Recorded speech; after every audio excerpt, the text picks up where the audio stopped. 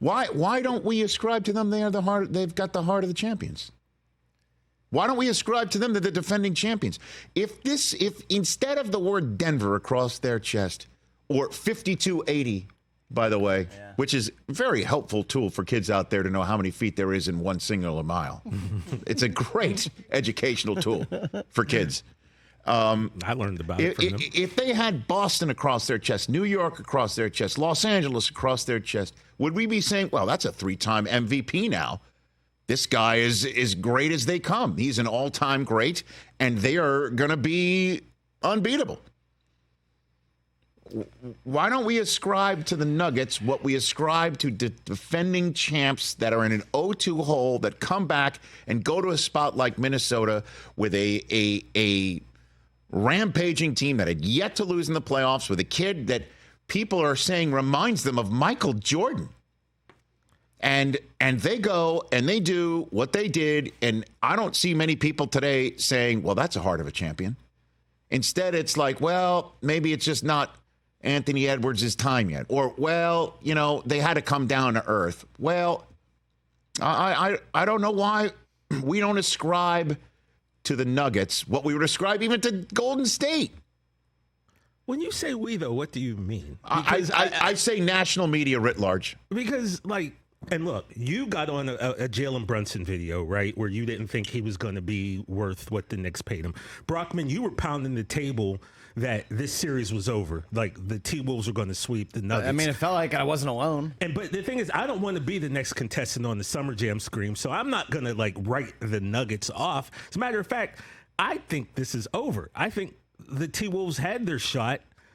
And now, because of the 3-time MVP, because of the fact they are the defending champions, I just can't see them losing this series now. Well, and again, we've got to stop handling the NBA playoffs like it's an NFL season where we have an entire week to sit on a narrative and either tear it down or cement it.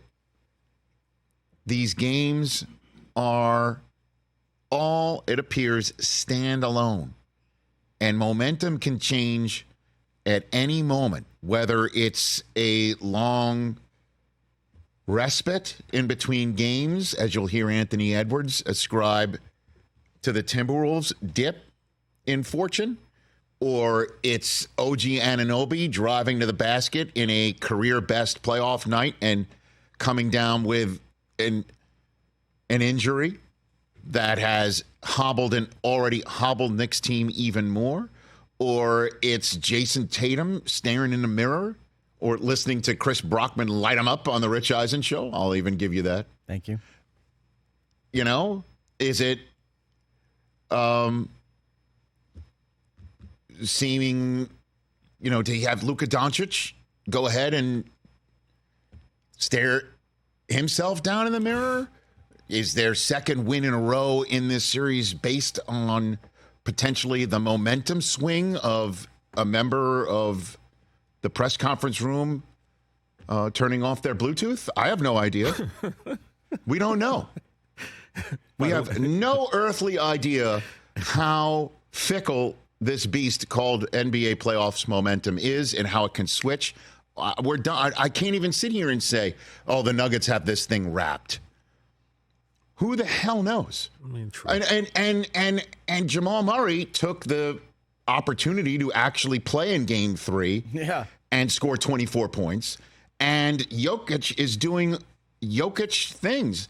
And here's what I mean by ascribing to the Nuggets something that we would normally ascribe to every other defending champ, which is all-time great player leading the way for everybody else to raise their game and everybody to believe in him and thus believe in themselves and have a terrific coach and having an opportunity to win it all again.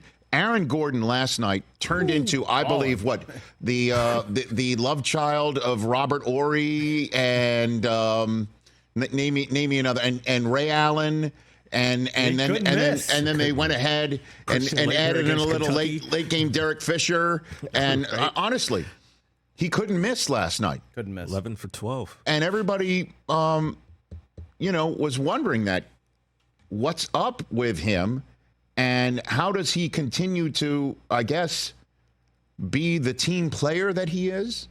Listen to this great question and answer from last night's press conference. A lot of times in this league, that's a hard thing to do when you're on a team like this. Where did you learn to be selfless? That's a great transition, Katie.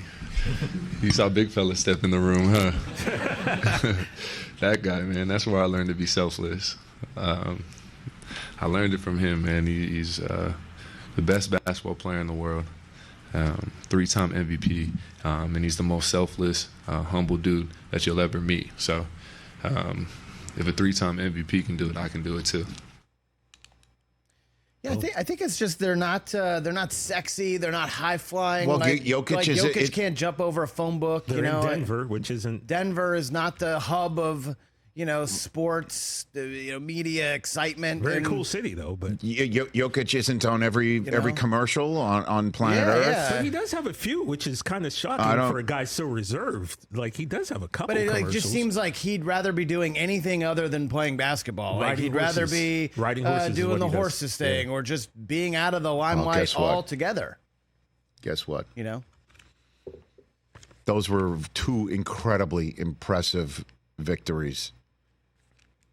And now they go home for Game 5. They got home court advantage back, if that means anything. Who the hell knows? The home court has yet to yield a win for the home team in this series. Which is weird. Meanwhile, Anthony Edwards was taking it. Hey, listen, when you dish it, you got to take it. And Jamal Murray was barking at him, hitting half-court shots, staring down Kevin Harlan as Harlan's getting out of his seat, barking out his call at Jamal Murray. Awesome. I mean, and that was insane. That was a ridiculous close to the half, just as the Timberwolves had cut it to single digits, and then suddenly, boom, 2 turnovers leads to 5 points in the last 10 seconds of that half. Mm-hmm. And so Anthony Edwards was asked about receiving it. Mm-hmm. Anthony, did you have any words with Jamal or any of the Nuggets at the end of the game there? Looked like you might have I just told his ass that's what we love that. Keep talking that. That's what we like. Well, I love it, So, he ain't say nothing back, but I'm pretty sure he heard me. They heard me. Yeah, we live for that. All right, so now wow. He ain't say nothing back. So is hilarious. Now, hold on a second. This is what he had to say about the momentum swing. You said essentially you think this is it for the Nuggets. Like this is it. It just kind of feels that way. So this is what he said about the momentum swing. I think the 3 days hurt us actually. Yeah, I think having after those 2 wins, they gave us like 3 days off or 3 days before we play again, and I don't really like that at all. But I think that's why we came out sluggish Game 3. But I don't think they got any momentum. I mean, they won. We won 2 games. They won 2 games. At this point, it's just whoever win 2 games. So I don't know how people look at it, but I look at it like I'm happy. I'm ready. We're competing at the highest level, and I'm smiling about it because I'm happy. I'm ready to go play. If we play tomorrow, I'll be ready. So it's gonna be fun. Okay, so here's how you can interpret this. You can interpret this. He's young. He doesn't know. Let's put that aside. Or he's cocky. All right. Well, he's earned it. He's earned it. What 22-year-old in the NBA is? He's earned it. He's earned it. Confident. Or he knows this, which I didn't know, and I saw it on my Twitter feed last night. Put it up on the screen, please. This is fantastic. This is from the reporter from The Athletic who covers the Minnesota Timberwolves. Okay. John Krasinski. I believe I'm pronouncing his last name correctly. I apologize, John, if not. Anthony Edwards had 44, 5, and 5. He played 45 minutes and 20 seconds. The Wolves won those minutes by 5. They lost the 2 minutes and 40 seconds he sat by 13 points. Whoa, what? What a stat. Like if this was Dan Patrick, we'd play stat of the day right here. That's it. Right? Look at that. He sat for 240, and the Nuggets just blitzed him. Blitzed him. Hey, he can't sit out. Game 5. He's got to find his inner Josh Hart. I don't know. Yeah, he's got to play full 48. Make a comment about like him being on the bench and going on the run. Those last seconds and minutes of the first half were absurd. Yeah, I mean, that was the difference in the game. An 8-0 run to end the first half, and the Nuggets won by 8. Well, it turned out to be that way. It kind of felt like the Timberwolves were never really going to do it. I don't know. No, it felt like the Nuggets were kind of in Right. control the whole game. Correct. But I'm Right. saying the final score being an 8-point difference and that 8-0 run at the end of the half, including the 55-foot heave. By What a highly Curry. entertaining series. Catch the Rich Eisen Show every single day on the Roku channel, 12 to 3 Eastern, for free.